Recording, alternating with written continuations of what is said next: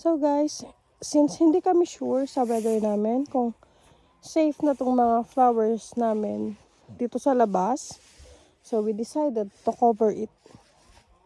Meron kaming anti-frost frost like this one.